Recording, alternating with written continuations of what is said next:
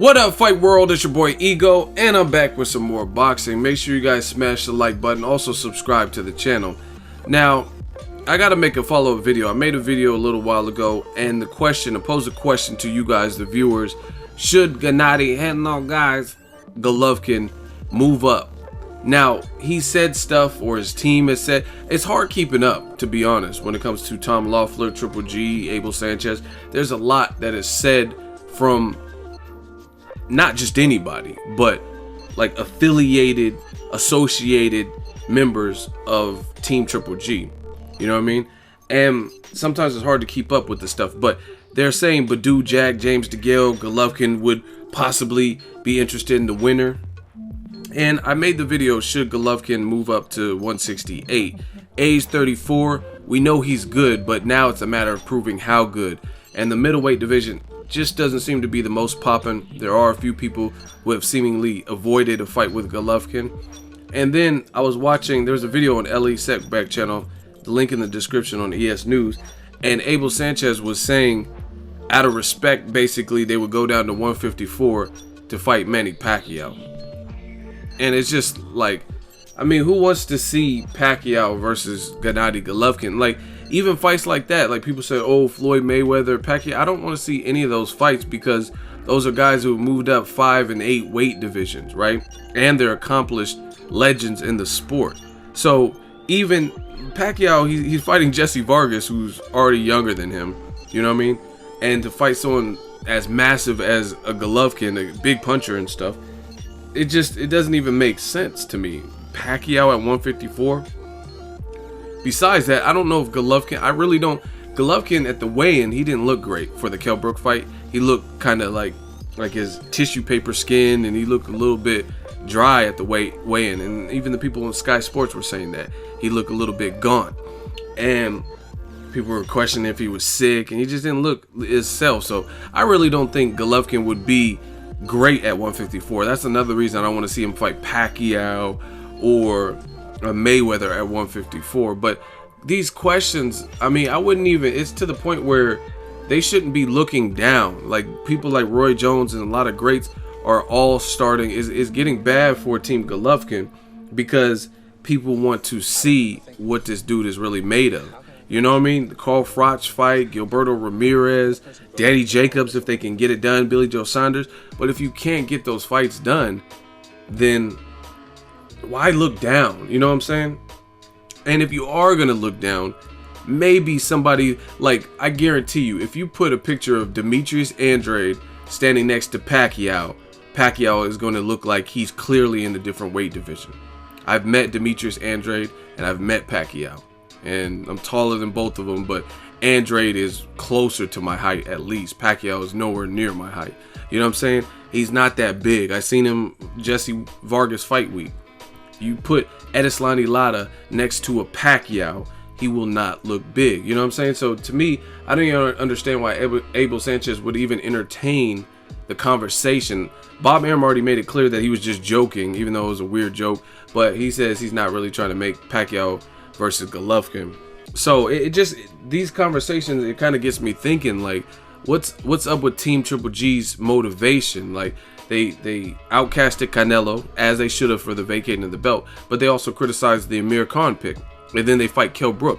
I don't care about Chris Eubank, and it was a last minute deal and they had to save the date, because if it's a fight that really you don't want to fight, then you'll just lose the date, just like you did with Danny Jacobs and Golovkin. December 10th was the date on hold, and you were running out of time, so they said, you know what, we just can't fight that date, we'll push it back to 2017.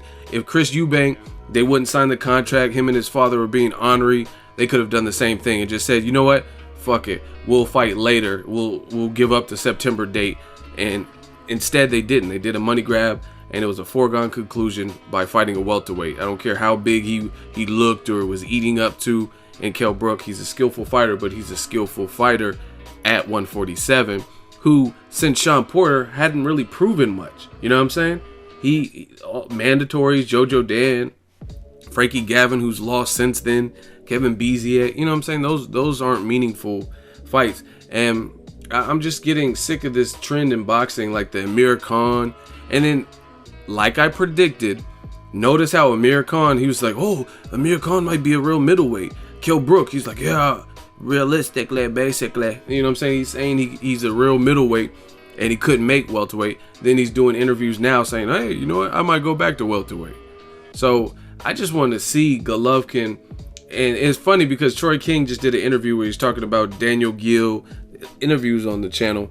And he also did another one where he was saying Chocolatito was too small and he would stop Chocolatito because there's a massive size difference. And fans got mad at Troy. They were like, man, why is he talking about Chocolatito? He sucks. And they were mad at Troy for saying it. Yet when Abel Sanchez, who speaks on behalf of Golovkin, is talking about a Pacquiao fight, why is that even a cool thing? Like I said, if Golovkin knocked out Pacquiao at 154, that proves nothing to me. You know what I'm saying? That doesn't mean he could beat Andre Ward or James DeGale, Jack Winter, or Danny Jake. You know what I mean? It doesn't prove anything because Pacquiao, he's too small. He's 37. I think Golovkin really has, him and his team have some serious decisions. It's getting a bit coincidental that a lot of these big fights can't get made. Some, okay, Billy Joe Saunders don't want it, but there's people like Deontay Wilder who, to me, if you look at Wilder's knockouts versus Golovkin's, difference. Wilder, see, this is the difference, and I know some people try to catch me up in words, but you can't because I know what I say because I'm there when I say it. Wilder doesn't have the technique and delivery of his offense like a Golovkin, but per capita, per division, his power is more paralyzing. People look like they are dying or dead when they hit the canvas, like Artur Szpilka. He was crucified. His arms were out like he was on a cross, and his legs were straight. And Deontay Wilder also fought the guy, he was like Sergey Likowicz or something like that. The guy did like Fernando Montiel when Donaire knocked him out, and he was convulsing and his legs were shaking on the ground. It was scary. It was a real scary knockout. I've never seen a Golovkin knockout like that with a named opponent. Maybe the closest would be Ishida, who was a 154-pounder at the time, right?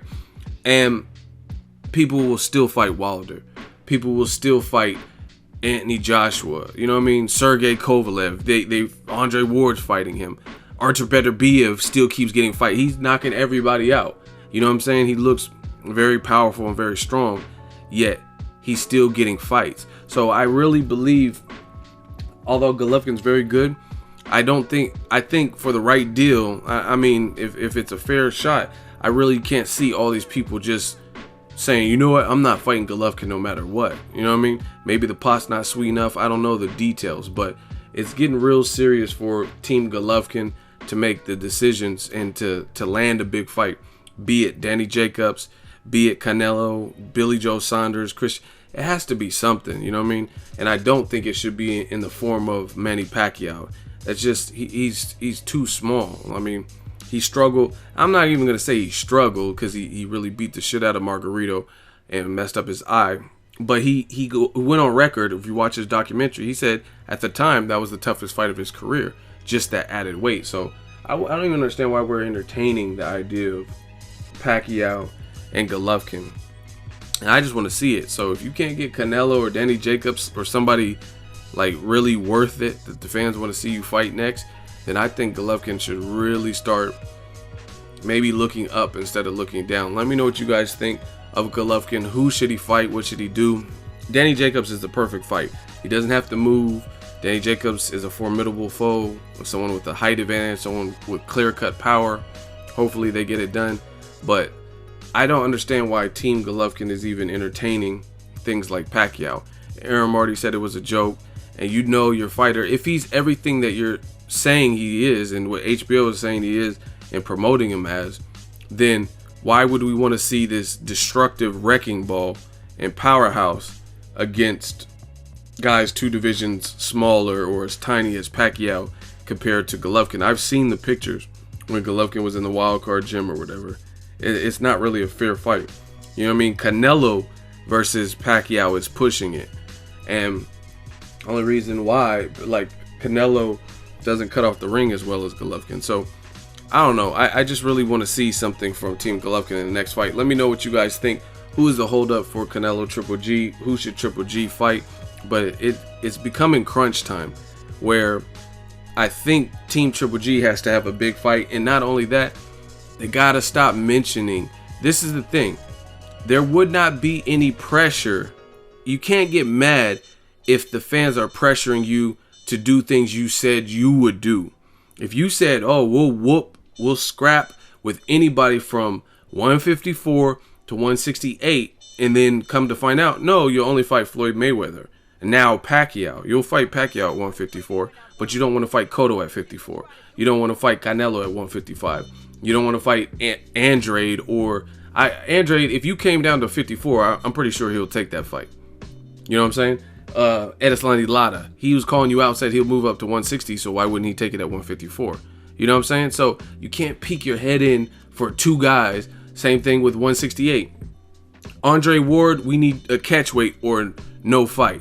But we'll fight you, Chavez Jr. We all know Chavez Jr., he's cool. I love his father.